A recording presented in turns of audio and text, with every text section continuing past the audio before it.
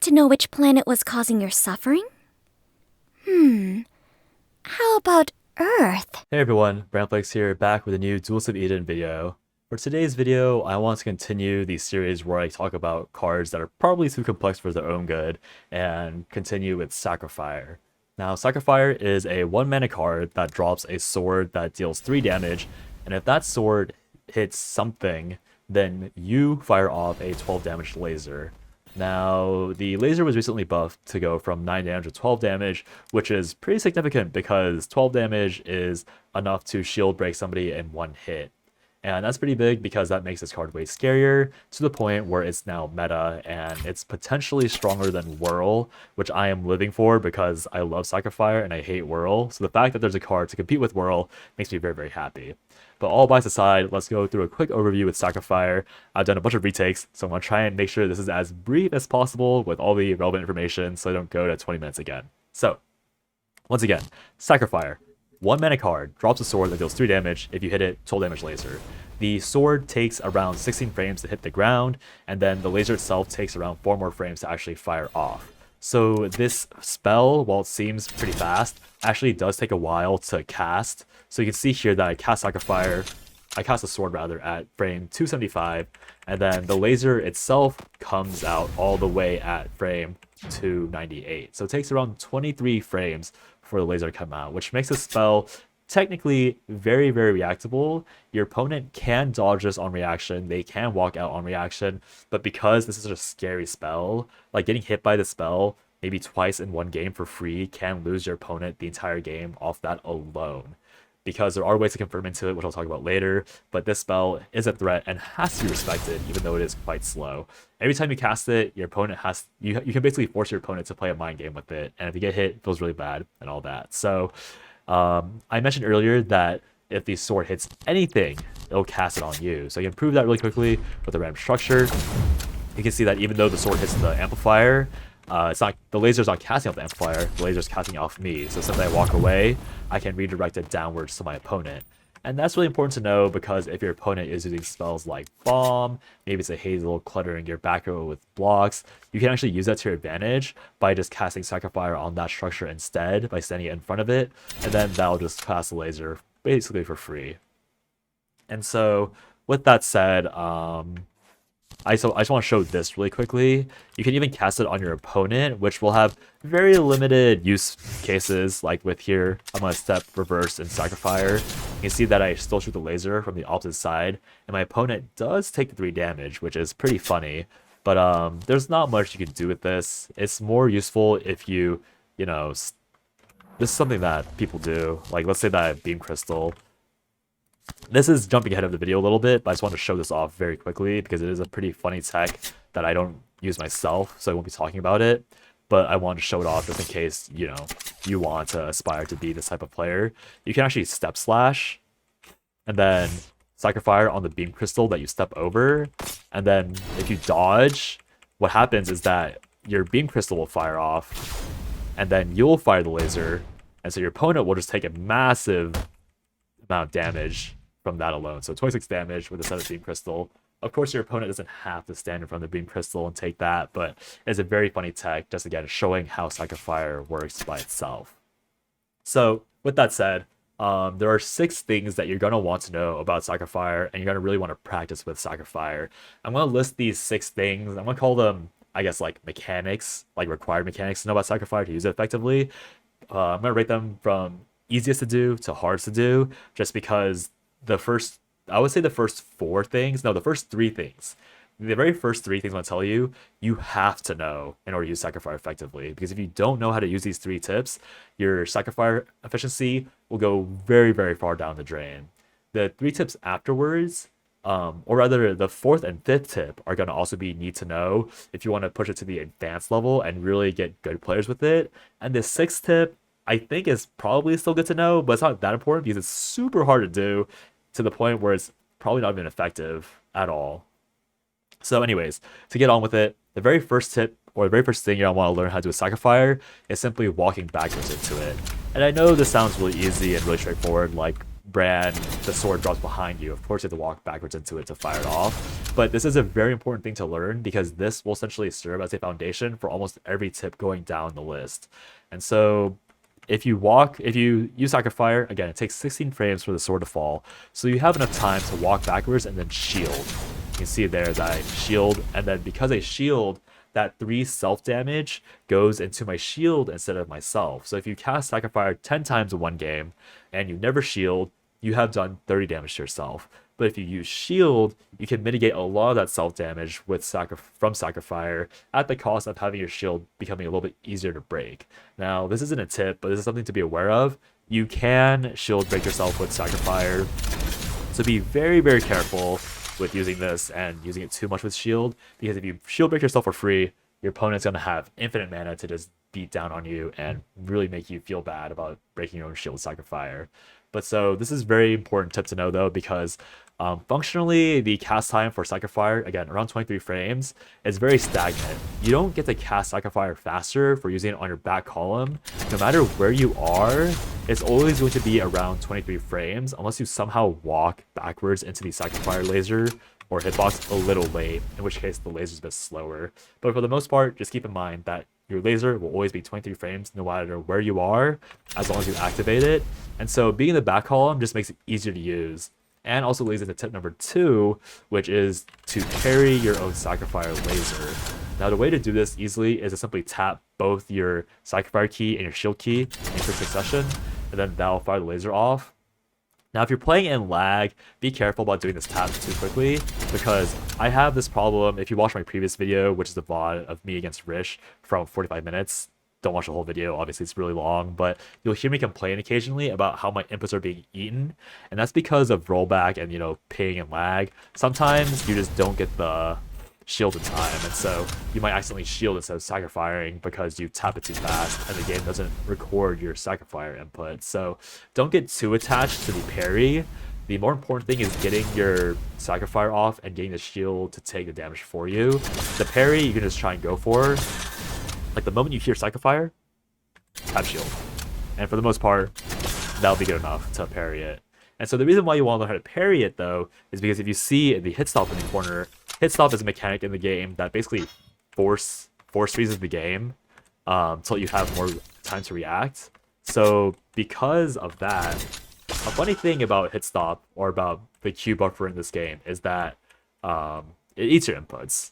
If you do something during Hitstop and you change an action during Hitstop, the game will forget your initial input. So if your opponent's trying to walk away from your Sacrifire and then you parry and then you basically eat their vertical movement with Hitstop, they'll still take the Sacrifire input because you ate their input with the Hitstop parry. So it's really funny. By mixing in parries and regular Sacrifires, you can really screw with your opponent's sense of gameplay, because sometimes you'll parry and then they don't get to input, and sometimes you do parry and they'll dodge, but then you have to remember that one time I got hit by Sacrifire, they parried it so my input got eaten, so now I'm gonna have to think about that all the time or what, and then because of all that mental stack, you'll make the game harder for your opponent.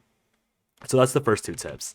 The third tip you're gonna want to know, unfortunately uses step slash. I know that some people don't really like the step spells because they are very, very common and very, very meta, but if you're gonna be using Sacrifire, a very meta spell, you might as well pair it with step slash, which is another very meta spell. And this is going to essentially be the first tip repeated, but just for your awareness, because it is much more fast paced. Just a very brief overview of step spells. If you remember, you can do a certain amount of actions on the other side of the field, and all those actions are going to be entirely based off the recovery threshold. And so since Sacrifire has a recovery of 1, that means that Sacrifire is kind of unique in the aspect of step spells, where you can still do whatever you want. Like the 2 movements you can cast 2 spells after Sacrifire if you want, if they're fast enough. You can see here, if we go fast enough, I think I can do it. It might be eating a few inputs, but I'll do Thunder Push Slash here just to show what I mean. Sacrifire breaks a few of the conventional step rules because you can do more than you would think you're allowed to do with step spells. Not quite fast enough here. So you can do it one more time. Yeah, you can see there I cast push slash at the very end. So it does break a few rules. So these next 2 tips will be about those rule breakings. And this very first one is going to be the fact that you can do the first tip of walk back shield with a step spell. So if you hit the step spell and your opponent's in front of you, you can Sacrifire, walk back, and deal guaranteed Sacrifire damage. And so this will be most relevant with step auto slash, because auto slash will align you with your opponent if you hit the step slash. And so that's really good because now you deal 20 damage for 3 mana. And if you hate the spell Ragnarok, hate this combo more because this combo is way easier to hit. And while it is much more mechanically intensive, it is still 20 to 21 damage done to you. So if you're really good with this, this is a really simple, not really simple because it is pretty hard to pull off, but it's a very straightforward way of farming damage with your step spells, because if you're good at landing step auto slash and you tailor your hand to be step auto slash into Sacrifire, then you can win games based off of that alone. With some scratch damage here and there, you can win a lot of games just by hitting this spell combo over and over again if your opponent doesn't show signs of adapting to it. Now, let's say that your opponent isn't aligned with you. Let's say that you're hitting an off-angle step slash. If you're hitting an off-angle step slash, the solution is to abuse the fact that Sacrifire, again, breaks the rules of steps, and what you're gonna do is you're gonna hit the step spell, and then you're gonna walk to match your opponent's row, hit Sacrifire, and then hit a different spell. So you can see here that what happens is that now I'm getting the off-angle Sacrifire laser, because remember, if you exceed the recovery threshold of a step spell, the game will force you back to your origin tile. And so because of that, what happens here is that after my walk down, like after this walk, Sacrifire, pellet, the game forces me back. And then while I'm running backwards, I get hit by my sword, and then the laser comes out on top of my opponent. And so that way you can really screw with your opponent, because they'll be like, oh, like they only know how to do these Sacrifire walk back or step walk back Sacrifire tech. Like I can just mash my hits. I can mash my upwards mobility or movement and then walk out of the way of the Sacrifire on hit. But if you know your opponent's been doing that, you know that that's what they're thinking, then you can just match them with the Sacrifire, this off-angle Sacrifire tech, which can really, really tilt people. And it's really satisfying to do. And this is obviously, again, very relevant with auto slash, because auto slash, if you're doing a raw auto slash, assuming you even managed to hit this somehow, or say you're playing like Saffron and you're doing W1 auto slash, and then your opponent hits step C W1, but your auto slash still goes off and they're slightly misaligned, this will let you confirm a Sacrifire that you wouldn't normally be able to hit, because again, you've walked into it properly. So this also takes a lot of skill to do. I would recommend practicing all of these Sacrifire tips just so that you can get them in real game, because it is very hard to do in the middle of a game when you're like actively being pressured to pull the combos off, reading your opponent's movements, reading their cards, and all that other things. And so I think that was tip number 4. I'll probably just put the chapters in the timestamps to help organize it. But tip number 5, which is going to be very, very difficult to do, is going to be redirecting your Sacrifire while you're on your own board. So remember, again, that Sacrifire takes around 23 frames to fire off, and it's dependent on where you are, not where the spell was cast. So if you walk at the correct pace, you can actually force your Sacrifire to be in a different lane than the one you initially casted it. And so the issue with this is that you need to somehow pause for precisely 1 to like 3 frames, because if you perfectly movement buffer, you simply miss yourself. So you can't rely on perfect buffering to do this. You have to be very slightly off. You see here that I'm barely getting it off here. But if I do it too slow, the Sacrifire laser will be in the wrong column. If I do it too fast, I miss myself completely. But this is a very good tech to show off at least once during a set, because if you manage to do it once, your opponents have to respect the fact that you can redirect your laser, and so that forces your opponent to not just sit still. Because usually the easiest way to play on Sacrifire is to simply not move, or just like press dodge after they see Sacrifire go off.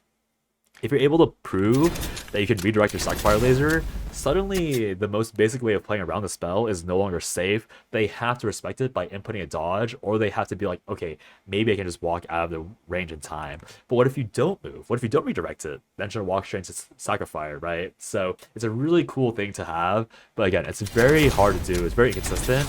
But if you manage to do it once, your opponent's going to be traumatized forever. And so the sixth tip, this is the tip or thing that you can do with Sacrifire that's very, very inconsistent. It's going to be doing the same thing I just mentioned, but on the back column. So there's a term called frame killing in FGs that I'm not particularly familiar with, but from what I understand, it's the idea of using other inputs to substitute for the delay that you have to do normally. So obviously the frame kill in this scenario is moving twice.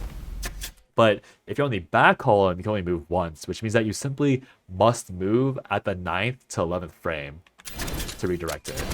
And as you might imagine, that's a little harder to do than just waiting a singular frame.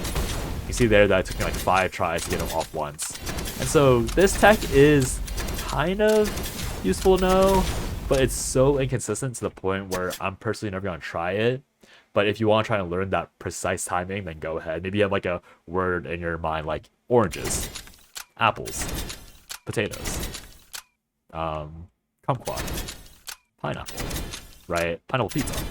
Like maybe you have like a word in your head to help you time this properly. I can't be bothered, but if you want to try and learn it, then by all means do that. So yeah, those are all really important texts to know because again, I'm not going to lab every single combo for Sacrifire for you. If you guys want to play your own characters and find out tips on there, then the world is your oyster. I mainly want to bring up those tips because, for example, for Saffron, if you hit the weak hit of your W2, it's a true combo with Sacrifire, and that's massive. And it's important to know that because, again, if I do the redirect technology, I can actually do W2 on an off-angle soft hit and still hit them with the Sparkler or hit them with Sacrifire afterwards if I'm really good with it. Now, obviously, this is really hard to do, right? Like, I have to not only hit the off angle, I have to recognize the off angle, and then redirect Sacrifire into them. And so this will be something that I'll practice for days on end, and probably get maybe once every 5 attempts. But knowing that I can do that is super important, because if I am in like a ranked game, this could be a difference between me losing a ranked game and me winning that ranked game. So if you're playing your own characters, like, you'll have to know that interaction, like different spells, different characters. There's so many things in this game that are just really fun to experiment with, and this is me encouraging you guys to do that. Like Saffron, obviously, I just showed the off angle, the weak hit W2s into that. There's also W1, obviously, which is true from, I think, 4 away, because if you're closer than 4 away, they have time to dodge or shield. Well, not really. You don't really want shields anymore, so they're going to take the damage from 3 away. But you get what I mean, right? They can hit step out of that pretty easily. Or they can hit step afterwards, you won't get the follow-up. And I guess like the very last notes that I want to go over very, very quickly are going to be the fact that you can use like Thunder after Sacrifire if you're aligned, which will do a lot of damage because they're on the fire tile. So if they're on the fire tile, any delay you can force on them to continue eating the fire will be massive, right? But it's just stuff like this that you want to experiment with Sacrifire, because again, this card is super, super strong, like probably better than Whirl, but the card is also way harder to use than Whirl. So if you can find the willpower in yourself to experiment with this card, get really good at it, hopefully it's not nerfed immediately, because I think it's really cool and really fun, but it probably does deserve nerfs if, you know, the general population playing the game gets really good on it and it just becomes a staple meta deck, right? Which I'm hoping won't happen because Whirl's in a similar place, but whatever, I'm biased, it's fine. But yeah, that's gonna be it for this video. Hopefully it's a bit shorter. Hopefully it still gets all the information across and it's still good quality. Let me know if it is or isn't in the comments down below. But with all that said, I hope you guys have a good day or night wherever you are, and I'll see you guys next time. Bye-bye.